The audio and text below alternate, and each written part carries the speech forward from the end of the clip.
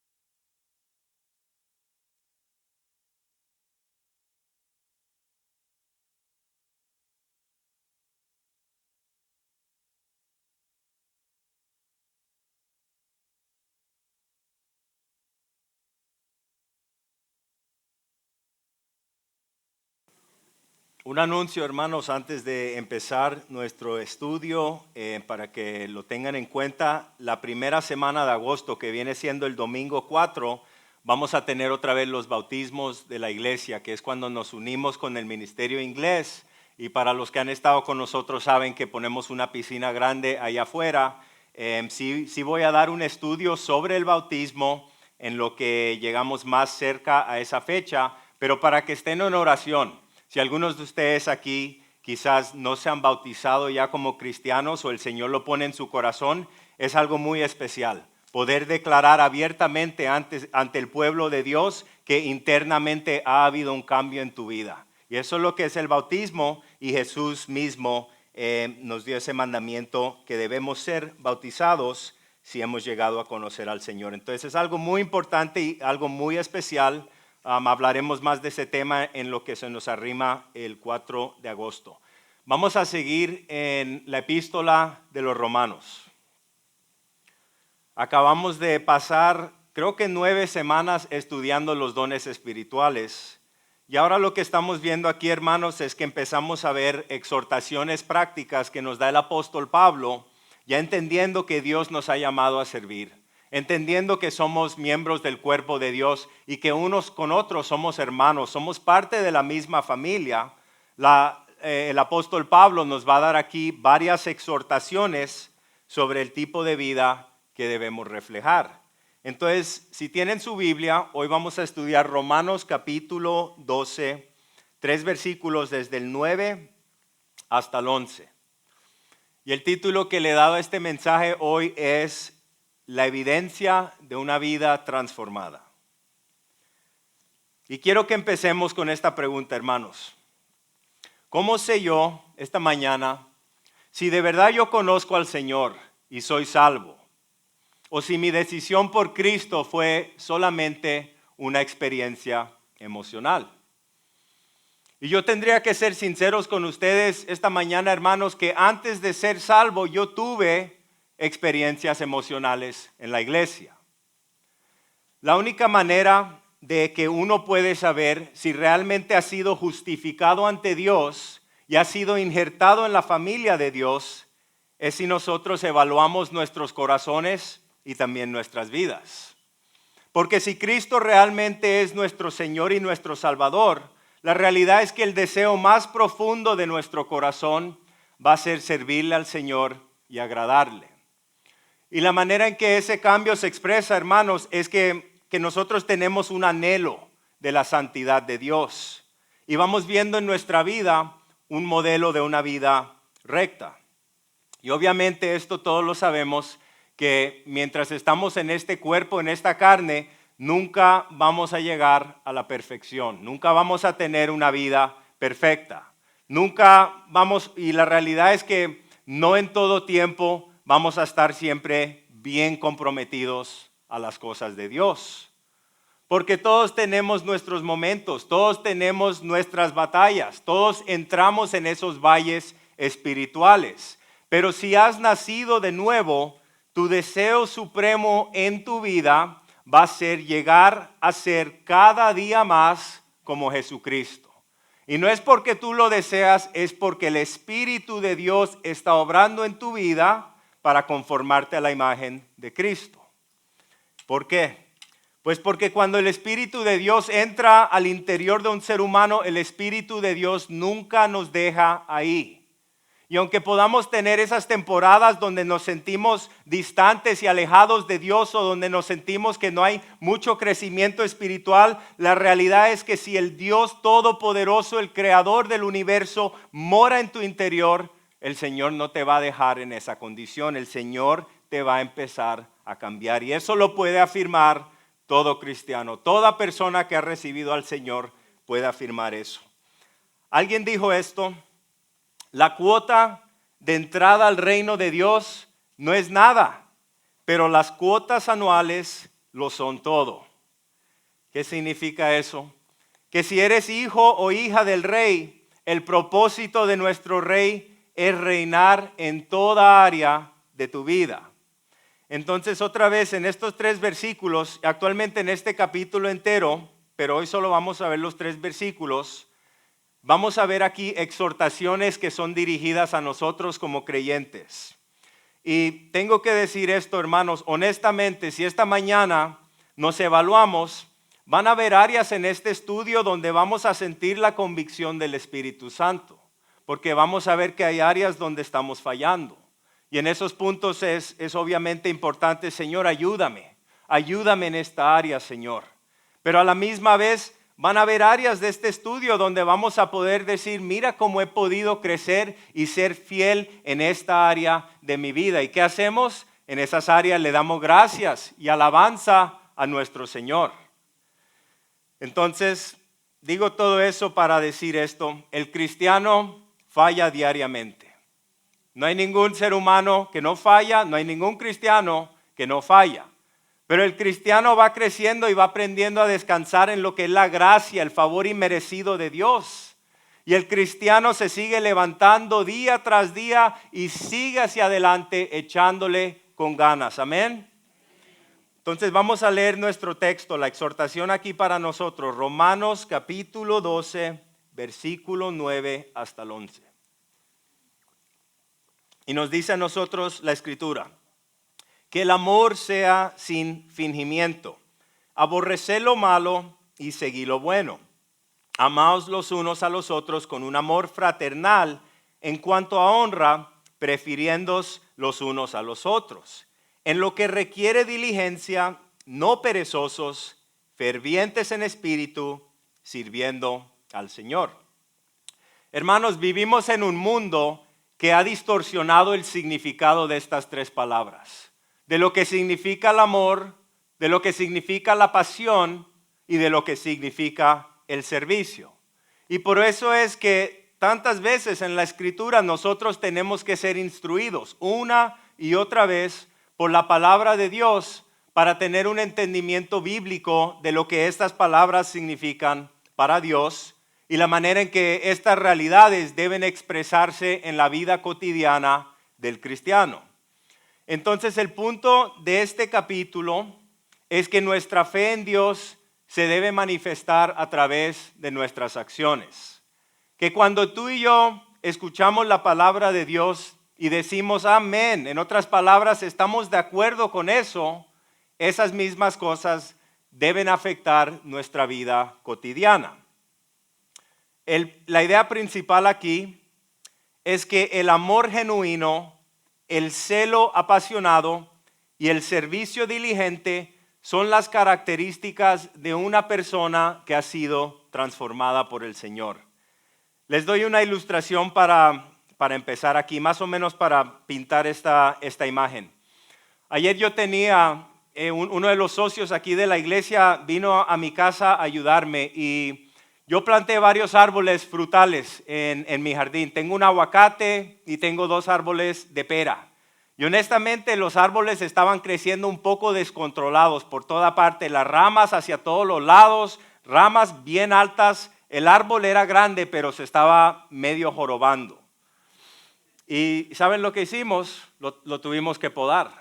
Y yo no sé mucho sobre esto, entonces el socio mío que sí sabe vino y me empezó a enseñar y me dijo, mira, cuando podas el árbol tienes que podarlo aquí de esta manera, tienes que ir entrenando el árbol para que el árbol crezca de la manera en que tú lo quieres crecer. En otras palabras, que el árbol no crezca en esta dirección si tú no lo quieres ahí, pero que se mantenga aquí en esta área. ¿Y qué es lo que hacemos? ¿Cuál es el propósito de eso? Pues estamos podando ese arbolito para que ese arbolito dé más fruto en su tiempo y para que el crecimiento de mis arbolitos sea entrenado. Y hermanos, les tengo que decir, para los que tienen árboles frutales entienden esto. Cuando finalmente nos llegan esas temporadas de fruto, trae tremenda satisfacción. Amén.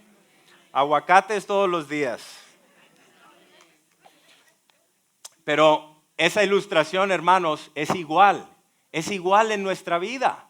Es igual lo que el Señor hace en nuestra vida, porque la ilustración en la Escritura muchas veces es que nosotros somos como un arbolito.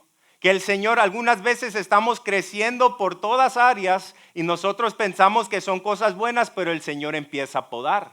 Y el Señor dice, mira, tú tienes un celo apasionado en esta área, pero ¿sabes qué? Quiero que te dediques a esta área de tu vida.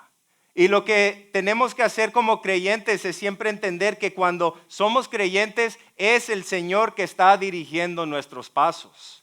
Es el Señor que está corrigiendo ciertas cosas en nuestra vida. Es el Señor el que nos está guiando para que en su propio tiempo podamos dar ese fruto.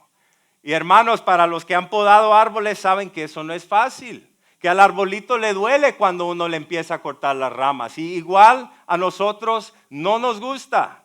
No nos gusta cuando el Señor empieza a corregir y a remover, pero entendemos que eso tiene un propósito en el reino de Dios. Amén. Entonces, ¿qué estoy diciendo, hermanos? Estoy diciendo que nuestra vida, una vida productiva, una vida que va a satisfacer, porque Cristo dijo que yo vine a darte vida y una vida abundante. Una vida donde hay una abundancia de fruto. Pues ¿cómo nos llega eso? A través del entrenamiento del gran podador. ¿Se dice podador? Del gran podador. Y podríamos decir, hermanos, que el Espíritu de Dios solamente puede obrar eficazmente a través de la vida de la persona que está sujeta a Él.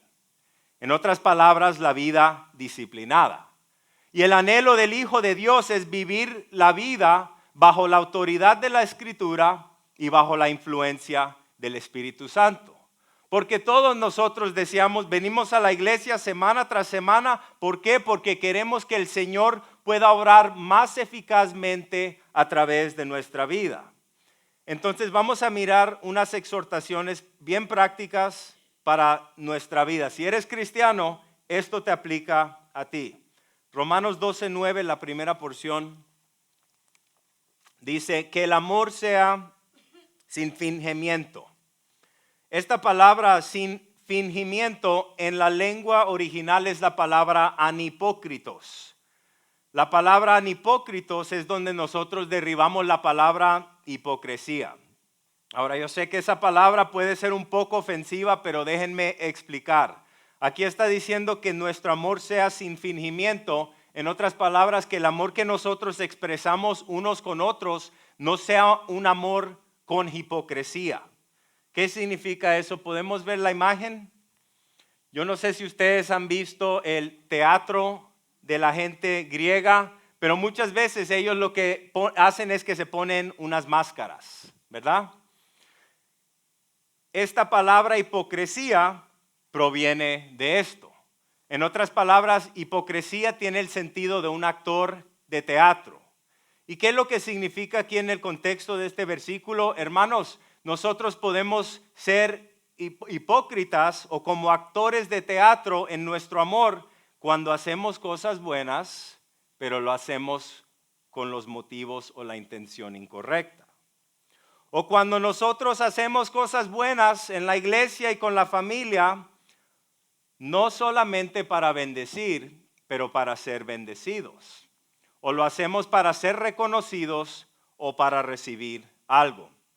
Este tipo de amor es un amor que se enfoca en sí mismo, donde todo es sobre mí y todo lo que deseo tiene que ver conmigo. Hermanos, nosotros entendemos bien que ese es el amor de este mundo.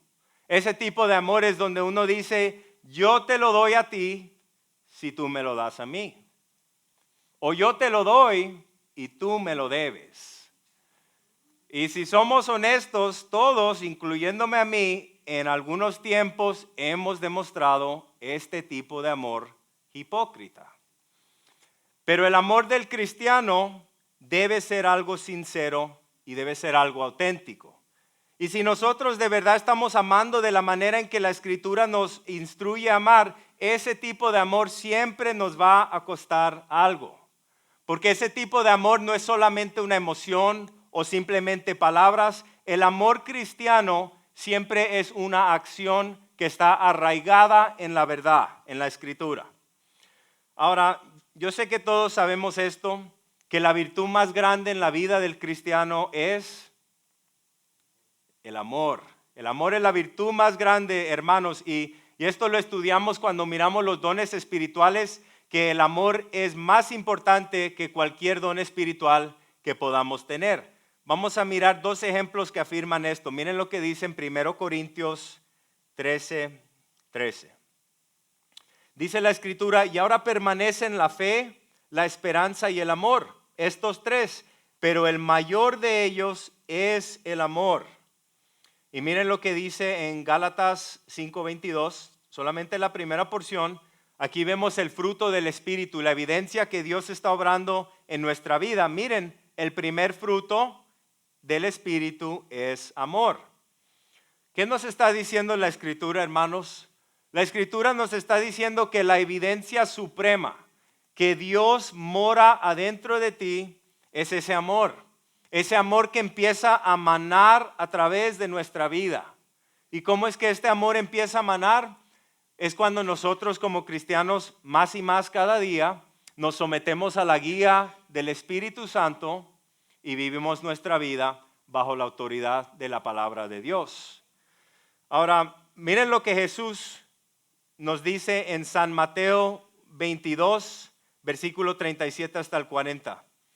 Jesús en su enseñanza dejó claro que tanto el Antiguo Testamento y también el Nuevo Testamento, que los dos mandamientos más importantes son, vamos a leerlo, y él le contestó, amarás al Señor tu Dios con todo tu corazón y con toda tu alma y con toda tu mente. Este es el grande y primer mandamiento. Y el segundo es semejante a este, dice, amarás a tu prójimo como a ti mismo. Y de estos dos mandamientos dependen toda la ley y todos los profetas, amar a Dios y amar a nuestro prójimo. Ahora miren lo que Pablo, el apóstol Pablo, nos dice sobre este mismo punto en el Nuevo Testamento. Romanos capítulo 13, versículo 8 nos dice que no deban a nadie nada, sino el amarse unos a otros, porque el que ama a su prójimo ha cumplido la ley. ¿Quién es nuestro prójimo, hermanos? La gente a nuestro lado, ¿no? Obviamente nuestro matrimonio, nuestros seres queridos, pero la gente a nuestro lado. El contexto aquí es el amor que tenemos entre la familia espiritual, los cristianos. Y podríamos decir, hermanos, que Cuando nosotros nos estamos amando unos a otros sinceramente, vamos a estar pecando menos unos hacia otros. Amén. Pero cuando pecamos, porque no hay ningún ser humano que no peca, cuando está fluyendo este amor cristiano, cuando está manando de nuestro interior, este amor que viene directamente de Dios, lo que pasa es que el Señor mismo es el que nos capacita para poder perdonar, para poder remover esas ofensas y decir, Señor, esto no está bien, pero tú eres el juez, tú eres mi Dios. Y la misma manera en que tú me has perdonado, Señor, yo te entrego esta ofensa en mi corazón. ¿Cuántos saben aquí, hermanos, que el ataque más común del enemigo en nuestras vidas es el ataque de la ofensa? Ese es el ataque más común en la vida de cualquier ser humano y especialmente en los matrimonios. No tienen que decir amén. El enemigo sabe que las personas que tú amas más profundamente son las personas que te pueden herir más fácilmente y profundamente. ¿Por qué? Porque hemos abierto nuestro corazón a nuestro cónyuge. Y cuando empiezan los problemas en el hogar, ay, como uno se puede llenar de rencor en algunos momentos. Soy el único, ¿no? Pero hermanos, tengo que decirles que la escritura es muy clara. Nos dice que esa raíz de rencor, dice que esa raíz envenena. ¿Cuántos saben que esa raíz de rencor envenena el corazón? Y ya tú estás tratando de orar y, ay, no puedo ni siquiera orar porque estoy pensando en fulano. Se ríen, pero es verdad. Y miren, por favor no piensen que estoy minimizando la realidad de las situaciones difíciles que nosotros pasamos en el hogar, entre la hermandad. Siempre hay situaciones difíciles porque todos todavía vivimos en un cuerpo pecaminoso y van a haber situaciones que nos causan gran ofensa, pero porque queremos seguir caminando en la luz, en la presencia de Dios, en la palabra de Dios, llenos del Espíritu Santo, tenemos que hacer lo que Dios nos ha llamado a hacer. Y gracias a Dios que Dios no dice, dale, tú tienes que perdonar. Dios dice, ven a mí con tu rencor, entrégame tu rencor y vas a ver lo que yo hago en tu vida. Esa es la manera en que uno se libra, hermanos, del rencor que envenena el corazón. Bueno, miren lo que dice la segunda parte del versículo, Romanos 12, 9b. Entonces el amor debe ser sin fingimiento. ¿Y qué debemos hacer? Aborrecer lo malo y seguir lo bueno. Esta exhortación la vemos por toda parte a través de la escritura. Les doy 3 ejemplos. Miren lo que dice en Salmos 97, versículo 10. Dice, los que aman al Señor aborrezcan el mal. Salmos 119, 104. Dice, de tus preceptos recibo entendimiento. Dice, por tanto, aborrezco todo camino de mentira. Proverbios 8:13. Dice en la primera parte, el temor del Señor es aborrecer el mal. Esta palabra es muy común en la escritura. Esta palabra se usa en la manera en que Dios se siente sobre el pecado y la manera en que el cristiano debe sentirse sobre el pecado, las cosas que ofenden a nuestro Dios. Y la escritura nos dice, hermanos, en muchos lugares, especialmente en los proverbios, que el temor de Dios es el principio de la sabiduría. ¿Qué significa el temor de Dios? El temor de Dios no es el terror de Dios, como era en el Antiguo Testamento. El temor de Dios es un respeto profundo por quien es Dios. Es un deseo de honrar a Dios y caminar en santidad. Y la única manera, honestamente, que nosotros como cristianos podemos conocer íntimamente a Dios y podemos día tras día tener un patrón en nuestra vida donde estamos caminando en el Espíritu Santo, es si nosotros mantenemos este profundo respeto por Dios. Es si mantenemos este temor saludable por quién es Dios y qué es lo que dice su palabra. Ahora miremos un momento esta palabra aborrecer. La palabra aborrecer tiene un sentido muy, muy fuerte, hermanos. La palabra aborrecer significa literalmente mirar algo con asco y con odio. Es una palabra fuerte. Pero esta palabra se encuentra a través de toda la Escritura y Dios está diciendo que quiere que miremos ciertas cosas en este mundo con asco y con odio. Yo sé que muchas veces no lo pensamos de esa manera, pero lo que la Escritura afirma, hermanos, es que si somos hijos de Dios, debemos amar lo que Dios ama.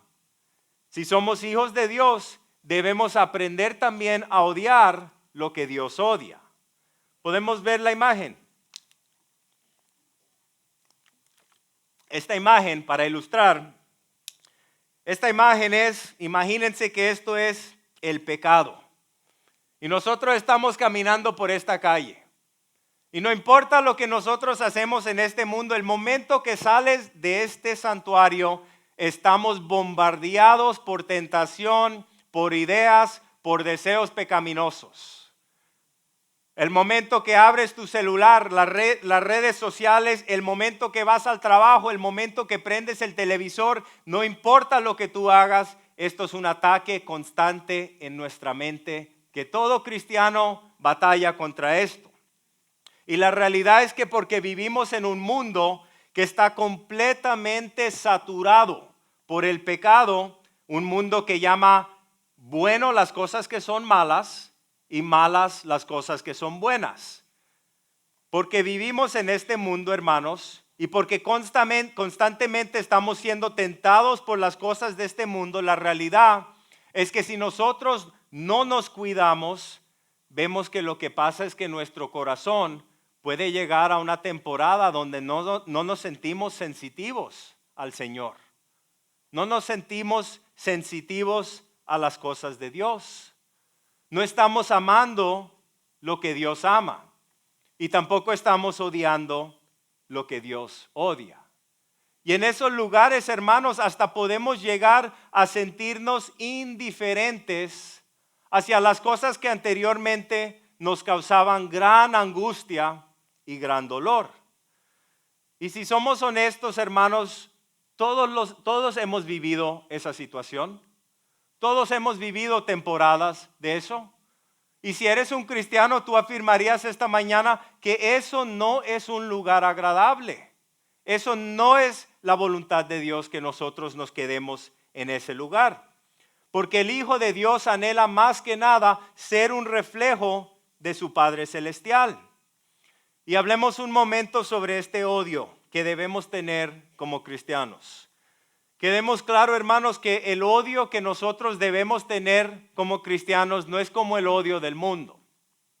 El odio que debemos tener no es un odio por ciertas razas de gente, no es un odio por ciertos grupos de gente, no es un odio por gente que tiene otra opinión política, no es un odio por gente que no es como nosotros y tampoco es un odio por gente que son de otra clase social. Lo que el cristiano debe odiar en su vida y en el mundo simplemente es el pecado. El cristiano no debe odiar a las personas de este mundo. Las personas de este mundo son esclavos al pecado, hermanos. ¿Se acuerdan qué dijo Jesús cuando la gente lo estaban crucificando? Perdónalos porque no saben lo que están haciendo. Entonces la marca dominante en la vida del Hijo de Dios es el amor. Es el amor, hermanos. Les doy otro ejemplo para ilustrar que creo que nos ha tocado a todos. Creo que esto nos ha llegado a todas nuestras familias. La homosexualidad y el lesbianismo. Todos tenemos gente en nuestra familia que nosotros amamos profundamente, que hoy en día se identifican de esta manera, que dicen que son homosexuales o que son lesbianos. Pero entendemos, hermanos, que porque la Escritura es nuestro filtro, la sexualidad es algo sagrada en los ojos de Dios. La Escritura es muy clara que Dios creó al hombre y que Dios creó a la mujer. Y Dios no ha cometido ningún error. Si tú naciste como hombre, eres un hombre. Si tú naciste como mujer, eres una mujer. Y la razón por qué hay tanta confusión, hermanos, es porque Satanás y el reino de las tinieblas, su propósito en todo es corruptar la imagen de Dios, corruptar la santidad de la sexualidad. El mundo nos dice sobre este tema del amor, el mundo define el amor de esta manera. Si tú sales afuera de este edificio, la gente en la calle, esto es lo que la mayoría de la gente cree, que todos debemos aceptarnos y amarnos unos a otros justo como somos y que cada uno haga lo que es correcto a sus propios ojos. Pero el cristiano, en cambio, recibe a la persona y la ama justo como está. La ama en esa condición. Pero el cristiano no puede aprobar de algo que Dios no aprueba en su palabra. Y hermanos, quedemos claro que Dios los ama. Dios los ama profundamente y cuando el Espíritu de Dios entra en esa persona, el Espíritu de Dios no los va a dejar ir en ese lugar. Porque la persona que viene a conocer y a caminar con el Señor, siempre es el Señor empieza a cambiar y a conformar esa persona a su imagen. Entonces, la exhortación para nosotros en nuestra vida cotidiana es que todos debemos rechazar el pecado y las cosas que deshonran a nuestro Dios. Y vivimos en un mundo lleno de pecado. Y tenemos todos seres en nuestra familia que están completamente dominados en el pecado. Y hay algunos aquí esta mañana que quizás están batallando con el pecado. Pero ¿qué hacemos como cristianos? Amamos a la persona que es esclava al pecado. Amamos a la persona que es esclava al pecado porque si te acuerdas cuando tú y yo primero fuimos salvos, ¿cómo fue que llegamos a conocer el Señor? Porque alguien nos amó a nosotros en nuestro pecado. Porque alguien compartió el amor de Dios en nuestro pecado. Porque alguien me dijo en mi adicción, hay un Dios que te ama y te quiere recibir, cuando el resto del mundo me dijo que yo era basura y era un desperdicio, que era un adicto por toda mi vida. Pero alguien me dio otro mensaje y eso fue lo que yo empecé a desear. Y los que han sido adictos entienden ese mensaje bien. Los que han salido de la calle entienden ese mensaje bien. Las mujeres y los hombres que han sido callejeros o prostitutos entienden ese mensaje bien. ¿Y qué hacemos, hermanos, como cristianos viviendo en un mundo lleno de pecado, con la gente que son esclavos al pecado? Seguimos compartiendo la verdad de la Escritura en amor. Y le pedimos a nuestro Dios, Dios produce en mí un corazón compasivo. Dios, yo me acuerdo lo que yo era anteriormente. Yo no quiero ser una persona orgullosa. Yo no quiero ser el tipo de persona que no me puedo arrimar a ellos porque yo ya no soy así. Dame un corazón compasivo. Si Jesús era el ejemplo perfecto de la compasión. Jesús tenía cenas ¿con quién? Con los borrachos y con las prostitutas. Pero los religiosos decían, ¿cómo es que su maestro se está sentando? Él no sabe quién es esta mujer. Él no sabe quién es esta mujer que le está lavando sus pies con sus lágrimas. Señor, ayúdanos. Esto es una oración en mi vida. Porque para todo cristiano también llegan esos momentos donde empezamos a crecer y a estar solamente en la iglesia y empieza a haber una separación entre lo que éramos al principio y lo que somos hoy. Pero hermanos, ¿quién va a llegar? ¿Quién va a compartir el amor de Dios con ellos sino nosotros? Señor, manda a alguien. Quiero mandarte a ti. ¿Estás dispuesto? Entonces, es importante también que cuando una persona está completamente dominada en su pecado, y por favor no malentiendan, el enfoque de este estudio que le estoy dando es entender que el amor es lo que motiva todas nuestras acciones. Pero esto no significa que no hay un lugar para conversaciones fuertes. Esto no significa que no hay que establecer ciertas pautas y guías. Por supuesto, la Biblia afirma todas estas cosas. Pero hoy estoy enfocándome en el motivo detrás de todas nuestras acciones cuando estamos ministrándole a alguien que todavía sigue esclavizado al pecado. Si ellos todavía no están listos para venir al Señor, porque muchos de ellos no. Señor, ayúdame a tener un corazón compasivo y a seguir compartiendo con ellos y no a darme por vencido, Señor.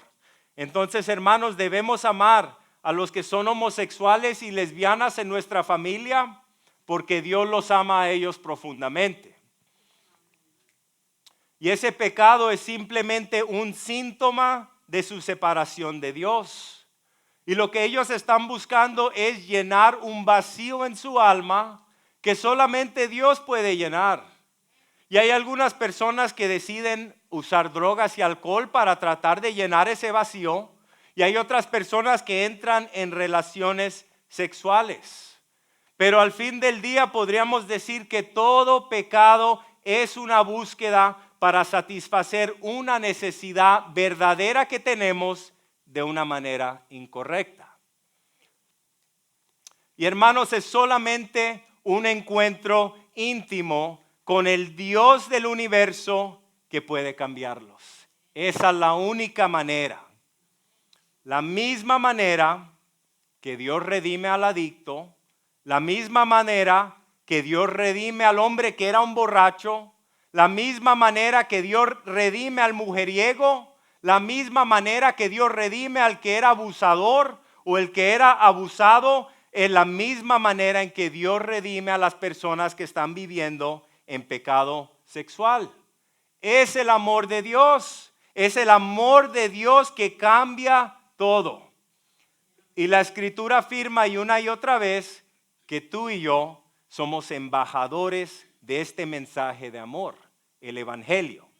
Y lo que Dios hace, hermanos, ya cuando engancha a esa persona en su amor, es que a través de su amor, a través de su palabra, esa persona empieza a ver la justicia de Dios y las propias injusticias en su propia vida. Y el Espíritu Santo le va enseñando a esas personas, cualquiera lo que sea el pecado, cómo encontrar satisfacción y amor legítimo de acuerdo con la palabra de Dios. Les doy una ilustración para ilustrar ese punto.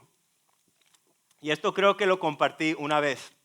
En mi trabajo secular, yo trabajo en un centro de llamadas y en mi obra secular hay muchos homosexuales. Hay muchas mujeres que también se identifican como lesbianas. Y me acuerdo que había un hombre joven, quizás como de 25 años, y el joven siempre venía todo maquillado, honestamente parecía una mujer, el joven. Su maquillaje con todas sus joyas y hablaba como una mujer, pero yo sabía que era un hombre. Y yo escuchaba sus conversaciones porque yo me sentaba más o menos cerca de él y lo escuchaba decir una vez que su abuelita era cristiana y que su abuelita lo había criado en la iglesia. Pero obviamente el joven no conocía al Señor y no estaba yendo a la iglesia. Y yo me preguntaba, ¿cómo es que podemos llegar a este joven? ¿Cómo es que uno puede ministrarle a este joven en esa condición? Y les digo que lo que pasó en esa situación es que entró un grupo de jóvenes cristianos a mi empleo. ¿Quién conoce Victory Outreach? ¿Sí lo conocen? Muchos de ustedes. Es un programa similar al programa donde yo salí. Hay probablemente 10 jóvenes entre varones y hembras que vienen de ese programa Victory Outreach que trabajan en mi empleo. Y me acuerdo que estos jóvenes se sentaban alrededor de este hombre joven que estaba lleno de maquillaje, de joyas y que se vestía como mujer. Y ellos no lo condenaron, ellos lo amaron. Ellos lo amaron y lo invitaron a la iglesia. Y yo me acuerdo que empecé a ver un proceso donde este joven que se veía que estaba deprimido, confundido, no conocía al Señor, pensaba que era una hembra, pero en realidad era un varón. Poco a poco ellos iban llevándolo al servicio de Victory Outreach, iban demostrándole el amor de Cristo, iban recibiéndolo y amándolo en su condición. Y les digo, hermanos, que ese joven hoy es un evangelista en el centro de llamadas. Les digo que a mí me anima cada vez que lo veo, porque antes este joven abría la boca y eran puras blasfemías que salían de su boca. Ahora cada vez que él pasa por mi escritorio está cantando una alabanza y está compartiendo sin pena. Él comparte con todo mundo y él comparte con el grupo de jóvenes que todavía siguen en ese estilo de vida. ¿Por qué? ¿Por qué tiene ese afán? ¿Por qué tiene esa pasión? Porque es como la mujer que vino y se encontró con Jesús y Jesús le dijo, tú has estado buscando amor en todas estas relaciones, pero quiero decirte que yo soy el esposo que tú has estado buscando. No hay nadie que Dios no puede salvar. Y es el amor de Dios que nos cambia la vida, hermanos. Es el amor de Dios. Todos, igual todos, en algún punto hemos estado descarriados. Nos hemos desviado de lo que Dios tenía. ¿Y qué es lo que pasó en nuestra vida? ¿Cómo es que llegamos a este punto donde estamos hoy? Finalmente nos dimos cuenta que lo que necesitábamos en nuestra vida era Dios. Y cuando nos dimos cuenta de eso, ¿qué pasó? Cambió el enfoque de mi vida. Cambió el enfoque de todo mi ser. Ya no es lo que la cultura dice, lo que el mundo dice, lo que el gobierno dice, es lo que la Escritura dice. Y mi gran afán es conocer a mi Dios. Amén. Quiero enseñarles otra ilustración. ¿Podemos ver la imagen? ¿Quién conoce el gran predicador D.L. Moody? ¿Sí lo conocen? D.L. Moody sería el equivalente de Billy Graham, de una época anterior. Y este gran predicador, D.L. Moody, construyó su tabernáculo o su iglesia en Chicago. Y el relato nos dice que este gran hombre de Dios, que era un gran evangelista y le predicaba a miles de personas, estaba tan ansioso de que todos los que vinieran a este tabernáculo aprendieran una verdad. Que ellos supieran que Dios es amor. Y este hombre era tan temeroso de que algún día algún predicador que estuviera en ese púlpito se le olvidara decirle a la gente que Dios es amor. Entonces lo que él hizo es que él puso estas 3 palabras en caños de gas sobre el púlpito. Entonces todas las noches cuando entraba la gente a la iglesia se encendía el gas y ahí ardía sobre la cabeza del predicador este mensaje: Dios es amor. Ahora, si el predicador lo decía o no, la gente siempre podían ver el mensaje en las letras de fuego. Y el relato va y nos cuenta que una noche pasaba un pobre borracho por la calle, vio la luz y dijo, bueno, aquí quizás puedo descansar. Y entró a la iglesia e inmediatamente su atención se dirigió a las frases en letras de fuego sobre el púlpito. No había empezado a predicar. Dios es amor. Y dice el relato que el borracho se dio la vuelta, tiró la puerta, bajó los escalones y subió por la calle murmurando, no es así. Eso no es cierto. Dios no es amor. Si Dios fuera amor, Él me amaría a mí, y Dios no ama a una persona miserable como yo. No es cierto. Pero todo el tiempo las palabras estaban ardiendo en su alma. Dios es amor. Dios es amor. Y dice que después de un rato el borracho regresó a la iglesia y se sentó en la porción de atrás. Y todo el sermón este hombre estaba llorando en el rincón. Y al final del servicio dicen que el gran predicador D.L. Moody corrió hacia atrás y se sentó al lado del hombre. Y le dijo con un corazón compasivo, ¿por qué lloras, amigo mío? ¿Qué fue lo que te conmovió en el sermón?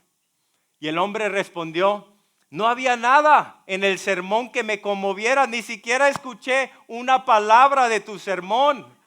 Esa frase señalando las palabras en fuego, esa frase Dios es amor, rompió mi corazón. Y dice que el predicador abrió su Biblia y le mostró a través de la escritura al hombre como Dios lo amaba.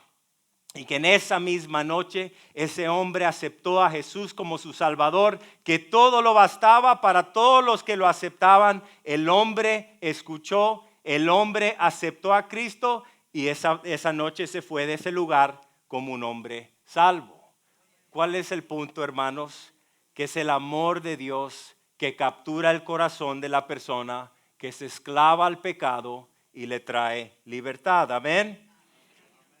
Y este amor en nuestra vida crece y abunda, ¿cómo? Bajo la guía del Espíritu Santo y la palabra de Dios. Miren lo que dice en Filipenses capítulo 1, versículo 9. Nos dice a nosotros, y esto pido en oración, dice Pablo, que el amor de ustedes abunde aún más y más, ¿cómo? En conocimiento verdadero y en todo discernimiento. En otras palabras, simplemente está diciendo que el amor del cristiano siempre es un amor que es definido por la Escritura, la palabra de Dios. Miren lo que dice en 1 Tesalonicenses capítulo 5, versículo 21 y 22, otra vez. Dice a la iglesia, antes bien examínenlo todo cuidadosamente, retengan lo bueno, pero absténganse de toda forma de mal.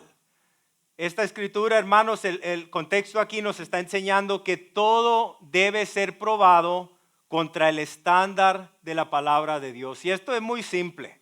En lo que estamos viviendo en nuestra vida cotidiana, siempre nos podemos preguntar, ¿qué será lo que Dios dice acerca de este tema?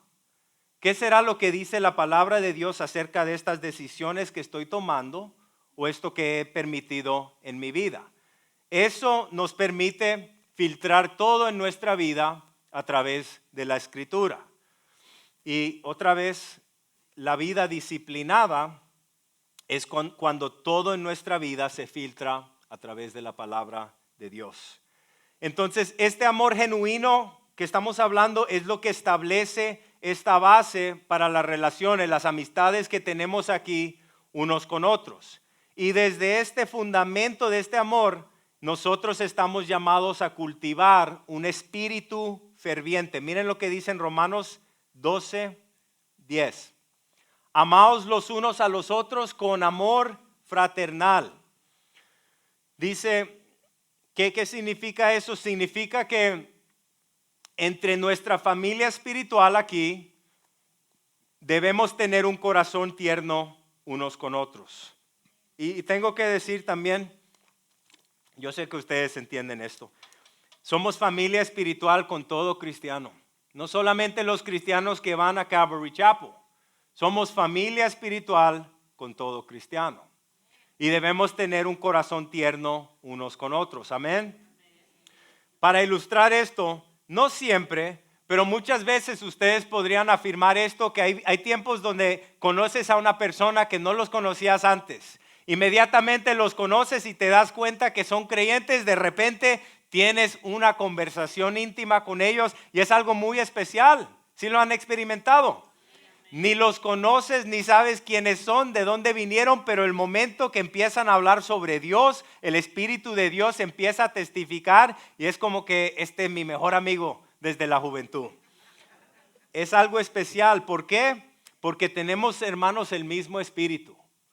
Tenemos diferentes personalidades, nos han criado de diferente manera, somos de diferentes razas y culturas, pero si somos cristianos, el mismo espíritu mora en nuestro interior. Bueno, y vamos a mirar lo que dice 1 Juan 4, 20 y 21 sobre este tipo de amor que debemos tener unos con otros, hermanos. Dice, si alguien dice, yo amo a Dios, pero aborrece a su hermano, es un mentiroso. Porque el que no ama a su hermano a quien ha visto, no puede amar a Dios a quien no ha visto. Y este mandamiento tenemos de él, que el que ama a Dios, ame también a su hermano.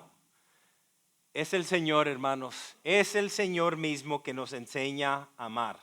Miren lo que dice en Romanos 12, ve la segunda porción. Dice, en cuanto a honra, prefiriéndoos los unos a los otros. Se podría decir sobre este versículo que la marca de Dios en nuestra vida, que estamos creciendo en esta área, es cuando nosotros podemos poner las necesidades de los demás antes de las nuestras.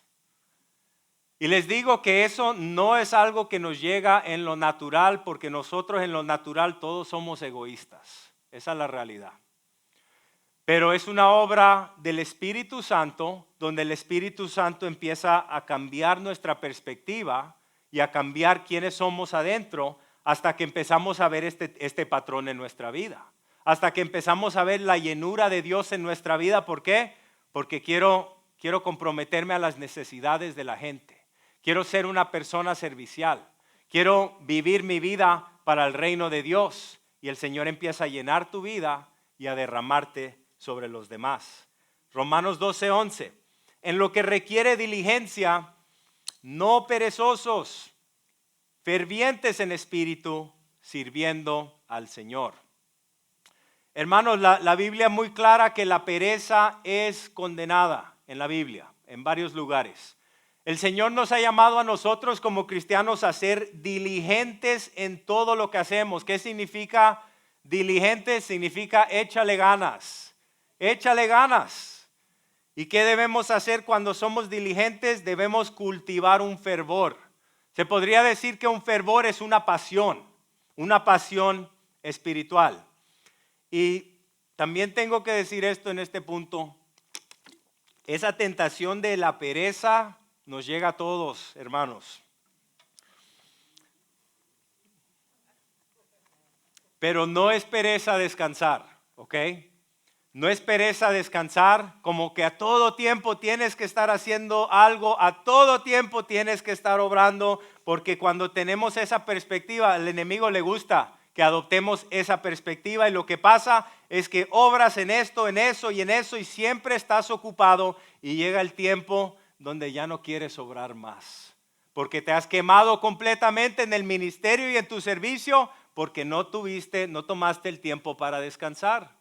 Yo lo entiendo porque yo he estado bajo ese tipo de enseñanza o entendimiento. Es muy común. Pero el Señor una y otra vez le decía a sus discípulos que descansaran, que encontraran tiempo para descansar. Y yo creo que se nos hace difícil a nosotros porque vivimos en una cultura que siempre es dale, a todo tiempo tenemos que estar haciendo algo. Pero hay una gran bendición de poder tener descanso, de poder tener al menos un día a la semana donde uno está descansando de sus obras, descansando de de los proyectos y las cosas, siendo refrescado y preparándose otra vez para la semana. Es importante, hermanos, pero hay una diferencia entre el descanso legítimo y la pereza. La pereza es: yo quiero descansar todos los días y no voy a hacer nada. Eso no es bueno, hermanos. Y si estás en esa temporada, el Señor te está llamando a obrar. Si quieres ver fruto espiritual en tu vida, es una decisión que tenemos que tomar. Ser disciplinados es una decisión que tomamos diariamente. Y cuando nosotros nos levantamos sabiendo que hay que descansar, y diariamente el patrón de nuestra vida es: Señor, yo quiero ser disciplinado, yo estoy tomando esta decisión, no voy a ser perezoso, quiero hacer las cosas que tú has puesto en mi vida hoy diligentemente. Quiero tener esa pasión. El Señor nos da el poder de su Espíritu Santo para que podamos obrar, para que podamos crucificar la carne y para que seamos diligentes. La perspectiva del cristiano, y vamos a cerrar aquí, es que todo el trabajo ante nosotros lo hacemos para Él. Hermanos, no importa qué tipo de trabajo tienes, no tiene que ser ministerio, no tiene que ser iglesia. Todo lo que tú haces, si estás limpiando el baño, si estás cocinando en el hogar, si estás cuidando a los niños, si estás trabajando en la construcción, la Escritura nos afirma que nuestro trabajo en realidad, si eres cristiano, no lo estás haciendo para el hombre, lo estás haciendo para el jefe. El jefe. Miren lo que dice Colosenses 3:23 y 24. Todo lo que hagáis, hacedlo de corazón como para el Señor y no para los hombres, sabiendo que del Señor recibirás la recompensa de la herencia, porque a Cristo el Señor servís. Y les digo que esto tiene aplicación en mi vida. Cuando estoy guardando los trastes, le digo: Señor, lo estoy haciendo por ti, por ti.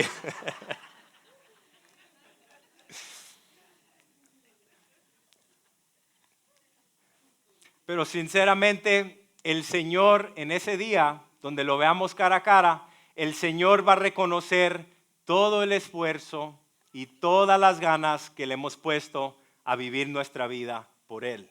Y va a haber una gran recompensa en ese día. Hebreos 6:10 Dice, pues Dios no es injusto, no olvidará con cuánto esfuerzo han trabajado para Él y cómo han demostrado su amor por Él sirviendo a otros creyentes como todavía lo hacen. Gálatas 6, 9 y 10. Nos dice, así que no nos cansemos de hacer el bien. A su debido tiempo cosecharemos numerosas bendiciones si no nos damos por vencidos. Por lo tanto, siempre que tengamos la oportunidad, hagamos el bien a todos, en especial a los de la familia de fe. Quiero cerrar con este punto de aplicación. Pensemos esto en este momento. Hay convicción, hay cosas donde estamos bien hoy. Todos tenemos cosas esta mañana en nuestra vida que debemos parar de hacer. Y cosas que debemos empezar a hacer. La pregunta esta mañana, hermanos, es ¿cuáles son? ¿Cuáles son estas cosas en su vida que deben parar de hacer y que debemos empezar a hacer? Porque tenemos que identificar esas cosas para poder ¿qué? Empezar a clamar, empezar a buscar al Señor y empezar a ver un cambio en nuestra vida. Efesios 5:15. Voy a cerrar con esta escritura. Dice, y esta escritura creo que es muy buena, muy relevante. Nos enseña que nuestro tiempo es corto, hermanos. Nuestro tiempo aquí es corto y debemos redimir bien el tiempo. Miren lo que dice, por tanto, tengan cuidado cómo andan, cómo viven su vida, no como insensatos, sino como sabios, aprovechando bien el tiempo porque los días son malos.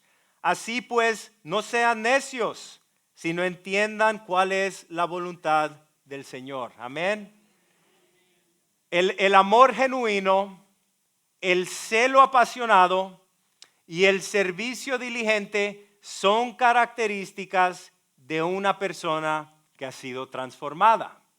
Y el llamado de Dios para cada uno de nosotros hoy es que nos comprometamos diariamente. Señor, quiero expresar este amor genuino sin condiciones en mi vida. Señor, quiero mantener ese respeto por ti en mi vida cotidiana. Quiero vivir mi vida en el temor de Dios. Señor, quiero tener ese fuego en mi interior, en mi servicio a ti. Y Señor, quiero dedicarme a servir a la gente, especialmente a la hermandad.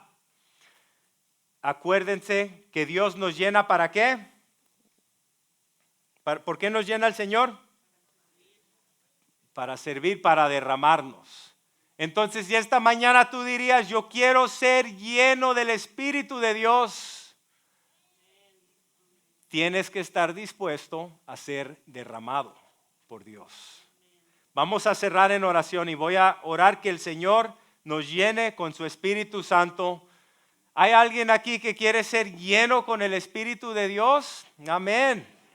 Señor, esta mañana queremos darte gracias por tu palabra, que es una espada afilada que nos corta, que nos corrige, que nos instruye y que nos edifica. Señor, tu palabra dice que la corrección es el camino de la vida. Tu palabra dice que el temor del Señor es donde empieza la sabiduría. Señor, queremos conocerte, queremos caminar en santidad y esta mañana como un pueblo, Señor, nos arrepentimos de esas cosas, Señor, individualmente, esas cosas que hemos hecho en nuestra vida, que tú nos has estado diciendo, esto lo tienes que dejar ir.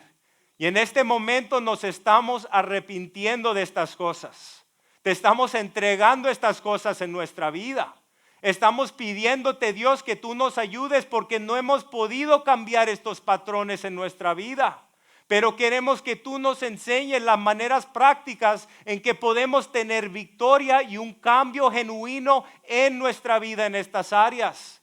Y Señor, queremos aplicarnos a las cosas que tú deseas. Señor, te pedimos que nos guíes otra vez de maneras prácticas. Que nos enseñes el próximo paso de fe que tú nos estás llamando a tomar. Y Señor, te estamos pidiendo hoy porque queremos ser usados por ti en maneras prácticas. Llénanos, Espíritu Santo. Llénanos con tu presencia y tu poder para que tú seas reflejado en nuestra vida, para que Cristo sea exaltado. Usa nuestra vida para tu honra y tu gloria. En el nombre de Jesús. Amén. Amén.